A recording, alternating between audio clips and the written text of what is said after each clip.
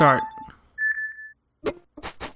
Hello everybody, and welcome back to Urlog Plays Tetris.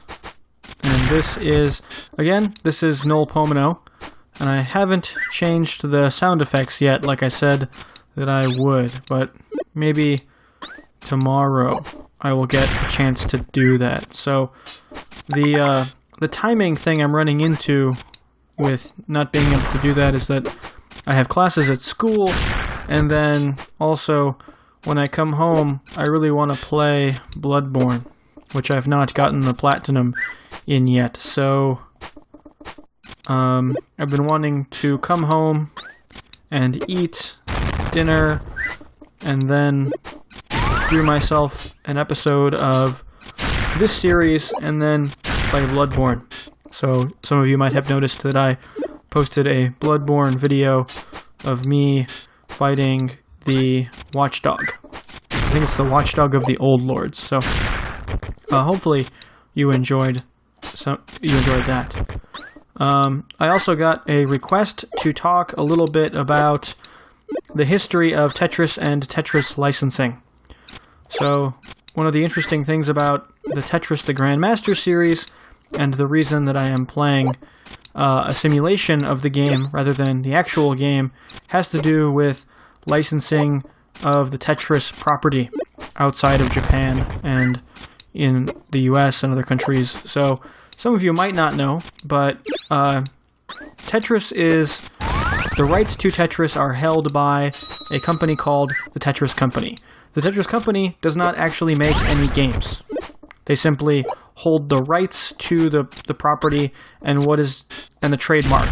So things that are called Tetris and things that can be called Tetris are controlled by them. What happens is that when you want to make a Tetris game, you apply to the Tetris Company and you give them some money. I don't know how much money because that's probably classified, but you give the Tetris Company money and then you tell them about your design and they give you a big rule book about how your game has to function, and it's a very detailed rule book. So it has different piece rotations in it. It has other details as well. So the kinds of pieces that can be in the game, what you have to call the pieces, like their official names, the piece colors are all governed, and you might be thinking right now, well, in the past, I've seen games that have had different rotation systems and piece types. How is that possible? Well, the Tetris Company has not always held the rights to Tetris. So Tetris is a game that was developed by Alexei Pajitnov in the Soviet Union. So what actually happened was that the Soviet Union, the government in the Soviet Union, held the rights to Tetris after it was developed, and Alexei Pajitnov did not see very much money from it at all until after the fall of the Soviet Union and after his struggle to get control of the rights as a thing that he made. So maybe only the past... So Tetris is probably 30 years old or so, and he only has had the rights for maybe the last 15 or 20 years.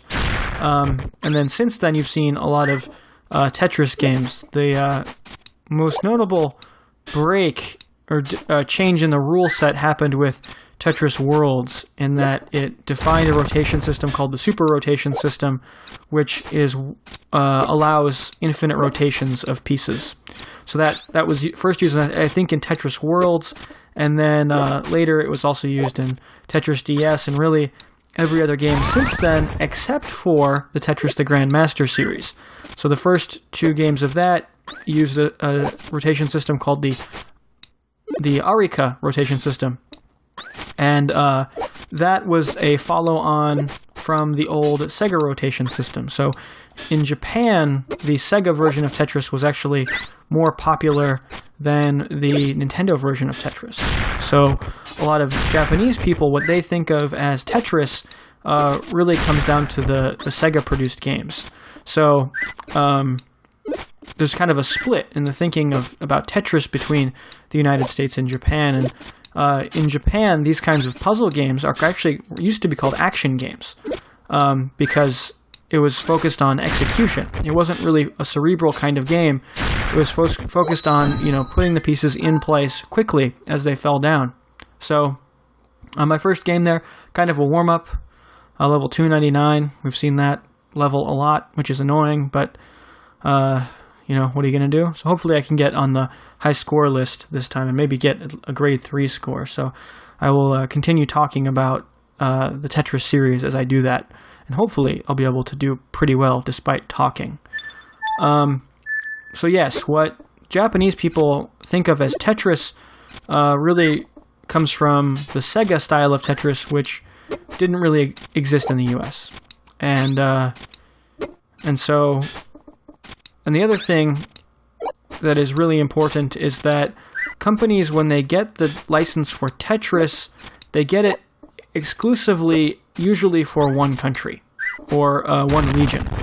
So Sega has the Tetris rights in Japan, but I think Ubisoft has the rights outside Japan right now in most other countries. So Sega, developed Tetris the Grandmaster and has developed other Tetris games, but they have been unable to release them outside Japan because they don't have the rights to do so. So there's games recently like Puyo Puyo Tetris that was released and that a lot of Western people wanted to play, but that game will never leave Japan unless something real crazy happens with the license, because the company that currently holds the rights to Tetris outside Japan has an exclusive, and they're not going to let Sega release a game that might compete with their Tetris that they have made. So this is why you get different Tetris in different regions, and why the games are kind of hard. Like this game, Tetris the Grandmaster 2, this rule set, it's hard to play a game with this rule set outside of Japan because of the way that the rights to Tetris work. And then the reason that these clones that I've talked about, like Null Pomino here and then also Textmaster, the reason some of them don't work really well on modern systems is that they were mostly developed 5 or 6 years ago. So I think the last update to Null Pomino was actually in 2010. And what happened around that time was that Sega started to get really antsy about clone games and about games that it felt infringed on its properties. And specifically, they were worried about patents to the Tetris system, which really, it's possible, I've heard in some interpretations, could govern any game where you clear lines with falling pieces that are these shapes. So any game that's like that could be potentially infringing on the intellectual property of the Tetris company. So Sega seemed to get really antsy about those clone games and fan games like this, and so people they stopped developing because either they got a cease and desist explicitly, or they were afraid of getting a cease and desist.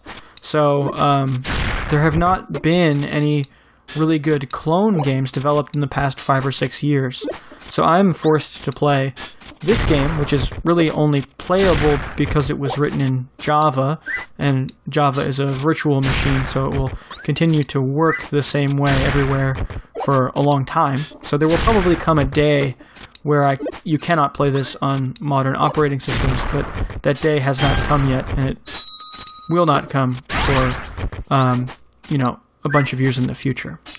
But Textmaster, on the other hand, was developed, I think it's either written in C or C++, and the Mac port of it is older than the other ports of it, and it's stopped development even earlier than Null Pomino. So that's sort of the reason that these kinds of clone games are, even these clone games can be difficult to procure and difficult to get running on modern systems. Okay, so 237 with my stack low, so maybe if I don't make any control mistakes, I should be able to get above 299 and maybe on the high score list, but we'll see.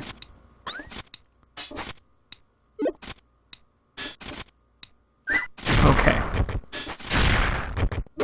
So that was your big Tetris Tetris info dump. And so some of you might also be thinking that Tetris the Grandmaster was released. Some of them have been released after Tetris Worlds, after the introduction of the Super Rotation system, and that's true. But Tetris the Grandmaster, the series, was one of the few games that was allowed by the Tetris company to be an exception to the rule set that the Tetris company wanted Tetris games to use, because Sega had been licensing for so long that to prevent loss of goodwill with Sega, the Tetris company decided not to fight that battle with them. However, with Tetris the Grandmaster 3, it changed, and the Tetris company forced Sega to put a mode in Tetris the Grandmaster 3 called World Mode that used the SRS Infinite Rotation system. And Sega was not happy about that, and those are not good versions of Tetris the Grandmaster 3 to play. Those are not good modes. There was no version that just only had that rotation system. All of the versions of Tetris the Grandmaster 3 have both what's called world rotation modes, and then the classic Tetris the Grandmaster Arica rotation modes as well. So for a while, Sega was able to get away with being an exception to the rules, but then eventually they were forced to accept the new Tetris rules. And that was probably one of the issues in developing Tetris the Grandmaster 4, was what Sega wanted to do versus what the Tetris company wanted Sega to do. And I don't have any real information about that to give you, but I assume that was probably a small part in them deciding to initially cancel Tetris the Grandmaster 4, although I hear recently that it was green-lit again. So we'll see if that comes, hopefully. Alright, so got to grade level 3, 399 that time, so still a 99, which I don't like. I like to break those hundreds, lines, but, pretty good. Number 2 on the high score list, a grade 3 score, so I'm really happy with that. Maybe I need to actually talk more during these videos. So I'll take a sip of my beverage, and then I'll get going on the second half of this episode.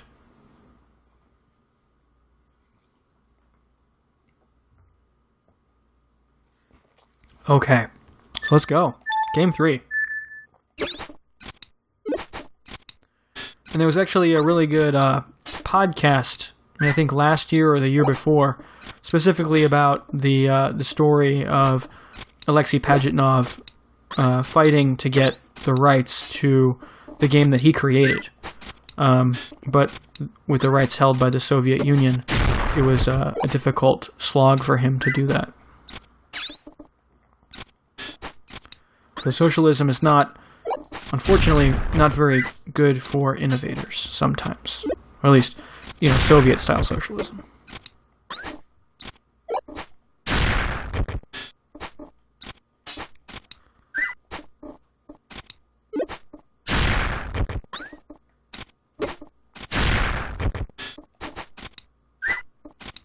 And one of the other issues I think I should talk about a little bit and review with people as they come to the channel and watch these videos is that the reason that I'm playing this game in a Tetris simulator versus playing the real Tetris the Grandmaster 2 is that I don't have an arcade board. And I would like to keep my channel kind of above the board in terms of legality on stuff. So, in my spare time, I am a video game developer, and I have worked in industries with content creators before, not only video games, but in the magazine industry, in the journalism industry. And so for me, intellectual property is maybe more important to me than to other people. Because, I know people who make a living off of things that they create that are not physical. So I would like to pay for things when I can, and I would like to do things above the board. And above the board in this case would be buying a Tetris the Grandmaster arcade board. But I don't have the money for that, and I said that, in the future, if I get really good at this game and I feel like it's impacting my ability to play, then I would definitely try to get an arcade board and continue these episodes. I also could go to a real arcade because I live in Japan. It is possible for me to go to a real arcade and play these games. So that might happen in the future too. You might see an episode of Urlog Plays Tetris Live. With probably really, really bad sound because the game centers, the arcades in Japan are really loud.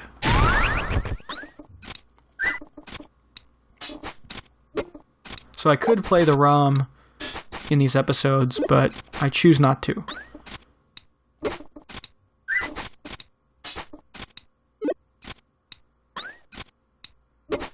Okay.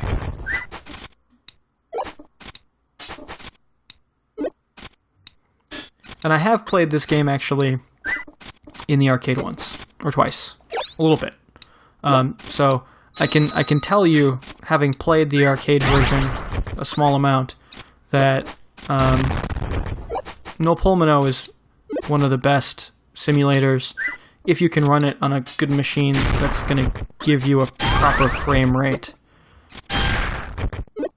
If you're not getting 60 frames per second consistently, then it's going to be a really bad time that doesn't really bear much of a resemblance to the actual game at all. But if you can get it, then this is one of the better ones. Grandmaster is, I think, I would consider a little bit better even, because the performance on that in general is better and smoother, so it feels more true to the actual experience. But the problem with Grandmaster is that there's some usability issues with the resolution and the code and how old that code is and whether or not it runs on modern machines. Like, OBS will not do game capture with it on a Mac because it's using a weird video mode that has probably been deprecated by Apple in Mac OS X.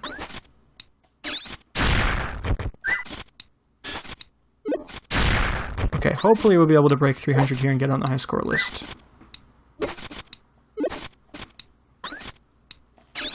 Okay.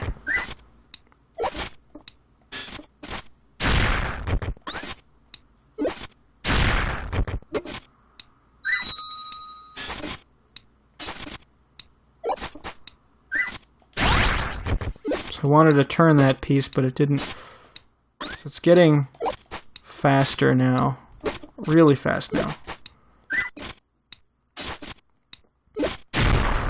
Oh, and I found out the reason that my score sticks so often at the 99. So ordinarily your level will go up when the pieces are falling. Whenever you lock a piece, the level goes up.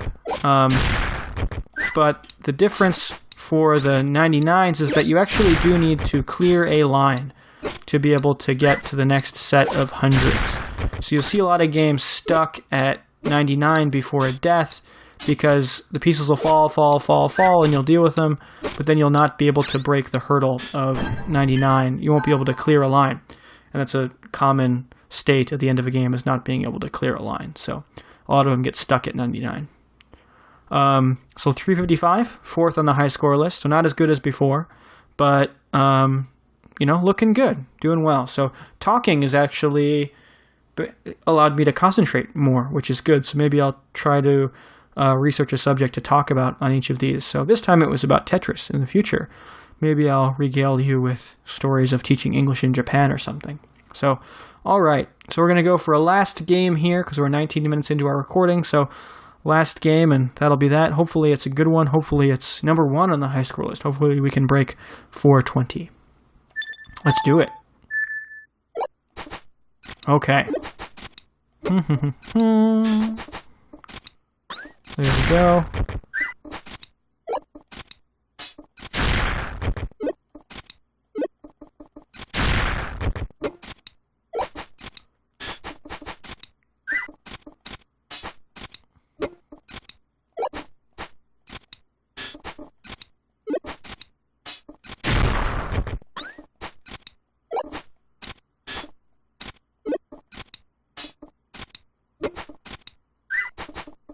Also, I apologize if I was talking fast there. I know that's something that I do sometimes when I get excited about a subject, as most people do. But usually I try to keep my speaking speed a bit slower so it's more understandable, so that my pronunciation is clearer. So my day job right now is as an English teacher in Japan, so I try to use some of my English teaching pronunciation skills to make my videos sound a bit more professional. Maybe some of you have noticed that. It's why my pronunciation sounds a bit strange sometimes. It's because I spend all day at school speaking a sort of different dialect of English, which is sort of English teacher in Japan, which is saying things in a way that's most likely for my students and the other teachers to understand. Okay, sneezed there. Hopefully I cut out the audio of my sneeze in post, so you didn't hear it.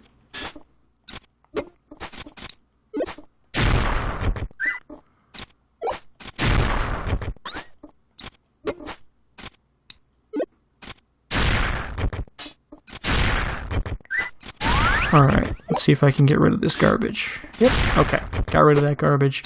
Back on track, let's keep building it back up.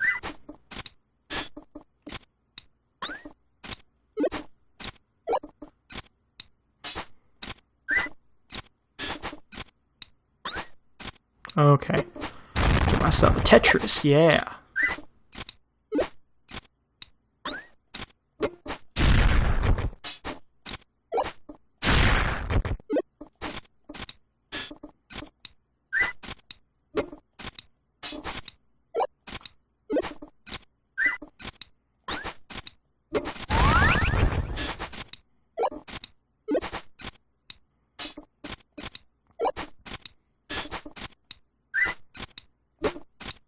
Well, one of the other reasons that I'm playing a clone or a simulator like this is because I think there's a lot of power in having people be able to play along with you when you're doing a Let's Play series. I think it makes it more interesting for people, so I really like the idea that because Null Pomino is a free simulator, I can just put a link to download it on the YouTube channel page or on the video.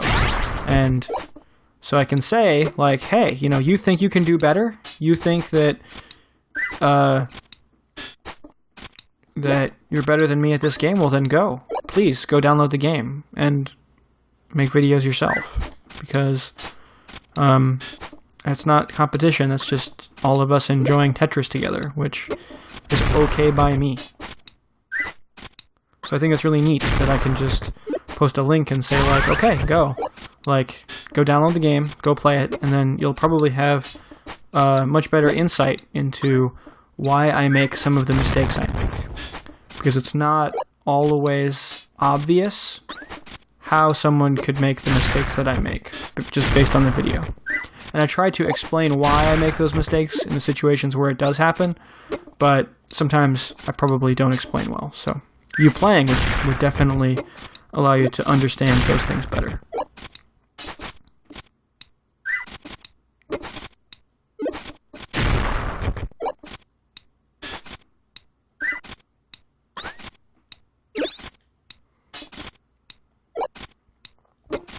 Ah, it didn't rotate. It didn't rotate. That didn't rotate either.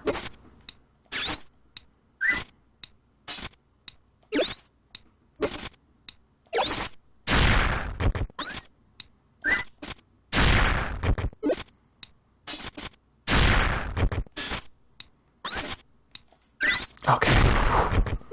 Held the button in time.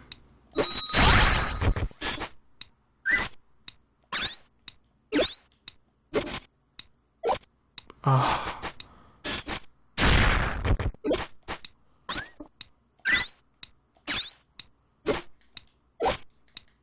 It's really hard to see how the pieces are going to move down the stack.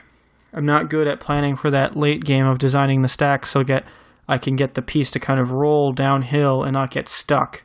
And also there's a skill to being able to rotate the pieces so that the flat side is down so that they can actually roll downhill like that. So yeah, not a good showing in my last game, 316. So I broke 300, which is good because we don't like those 299 scores, but not enough to get on the high score list. But this episode had 2 scores on the high score list, and I told you about Tetris, so I'm going to go ahead and file this episode as a success in my book.